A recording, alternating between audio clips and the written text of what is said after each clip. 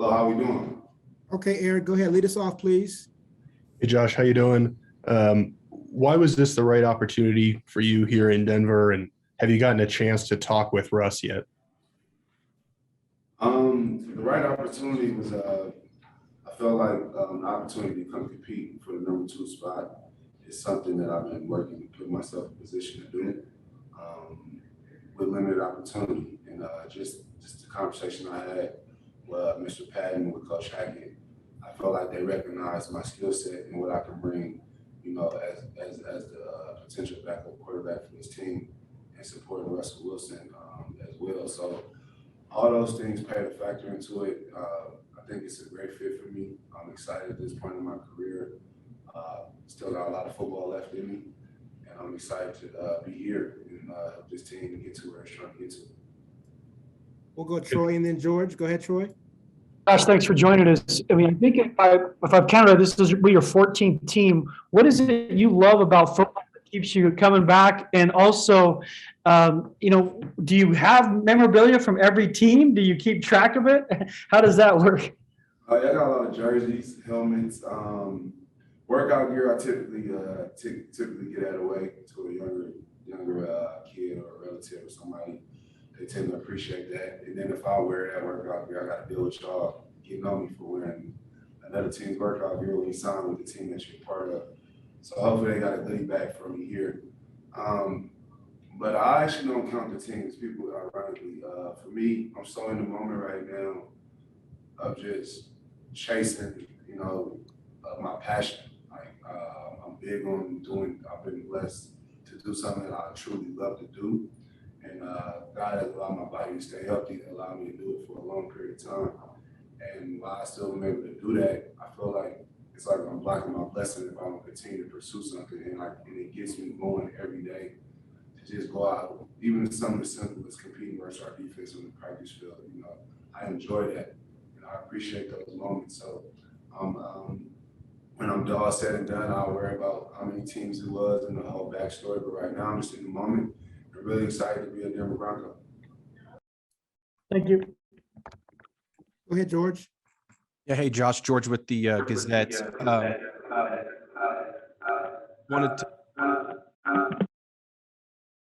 We good? Yeah, go ahead, George. Sorry. Oh, just wanted to ask you a little bit about your journey. I know you spent several years playing in other football leagues too. Was there ever a point that, you thought about maybe giving it up, and what kept you going to get to this point? I've reached those moments plenty of times. I mean, I'm human. When we go through real ups and downs and we hit those moments, those dark corners where it's not looking like a light on the other side of the tunnel, you question a lot. And honestly, what that has done for me is helped me grow more in my faith. Just really, having more faith as and believing that God's gonna have my back. And then just, having the right counsel around me. I've had people in the league, outside of the league, that I can confide in to really just help me evaluate my situation. And then after, doing all my due diligence, how I did it, I will always recognize that there was still another opportunity for me out there. Sometimes it will be in another league. Sometimes it's maybe getting a workout. But all that to me was still telling me that I'm still in the mix of relevancy, that, the opportunity is there.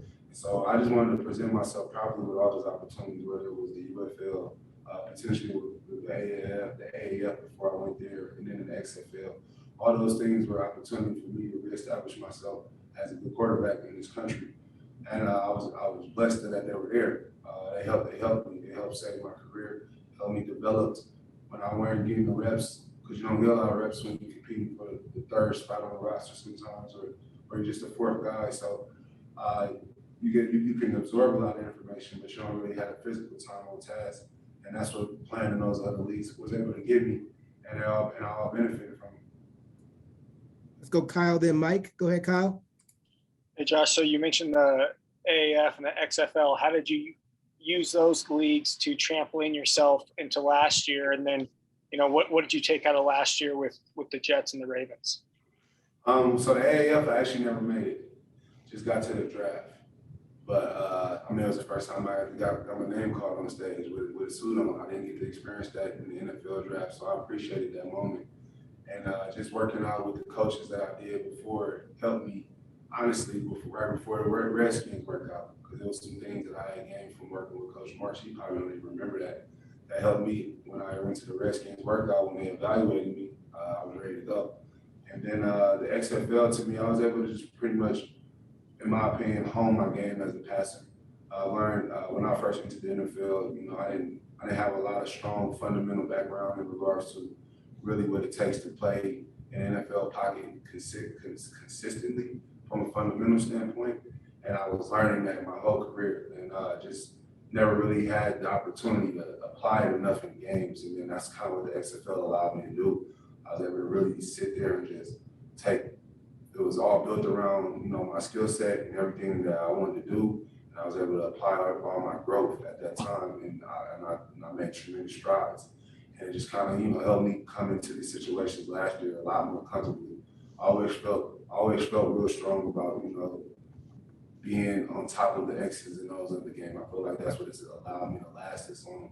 But now just going out there and physically feeling like I can do what I know I'm capable of doing on the field and actually get the results.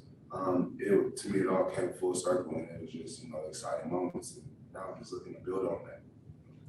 We got time for a couple more. Go ahead, Mike. Yeah, Josh, just you played in all the systems, and you kind of picked the Nate Hackett system here, which is kind of similar to the Shanahan, Kubiak, McVay type deal. Tell us, describe the system from your point of view. Well, obviously it's gonna be a new system here with Russ being the guy and building around that. But just the similarities of, you know, the pocket movements, the bootlegs, the under center play actions, the drop back passes, just the different varieties. For me, I love about it because it puts a lot of stress on the defense, and being able to attack the defense on the perimeter as over the middle of the field. I just enjoy being in the system.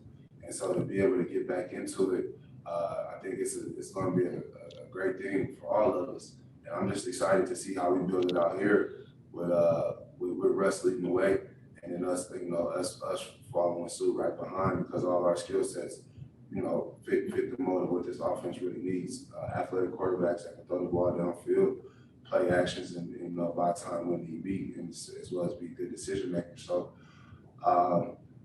that's pretty much why I'm excited. Honestly, this is where my skill set is. This is where I feel like I thrive most, and I think it's reflected that on tape as well. Go ahead, Zach. Hey, Josh, welcome to Denver. Zach Stevens with DNVR. You said you're here to compete for the backup quarterback spot. What do you need to do to win that job, do you think?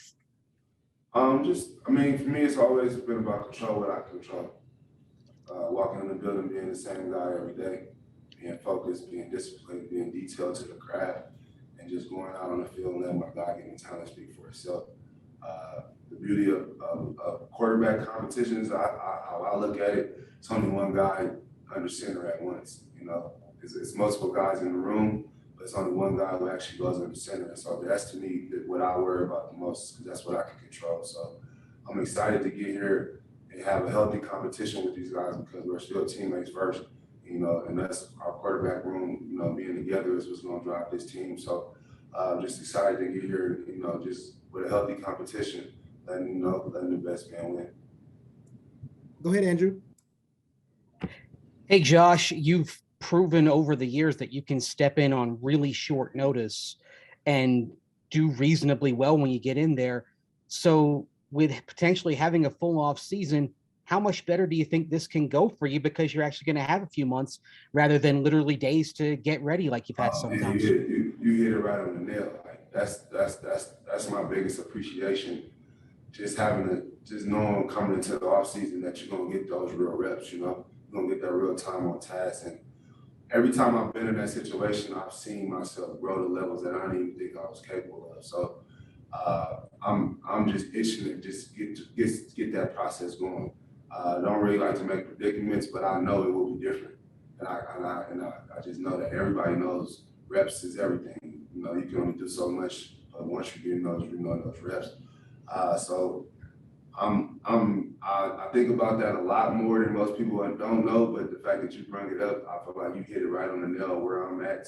Anxious to see myself. Like, you're gonna be here every day, knowing that you're gonna be a part of action, and just to see how that plays out, I'm excited. Finish this off, Eric.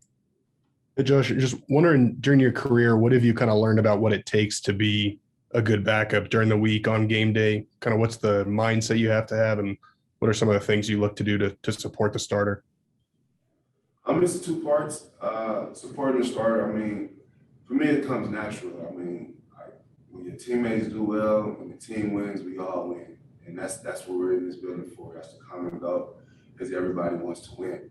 And the other part is just yourself, just knowing that you're one play away and just holding yourself, finding numerous ways to just hold yourself to the standard of really kind of tricking your mind. You know, you gotta feel like you gotta feel like every play, if I go in there, I'm ready to go.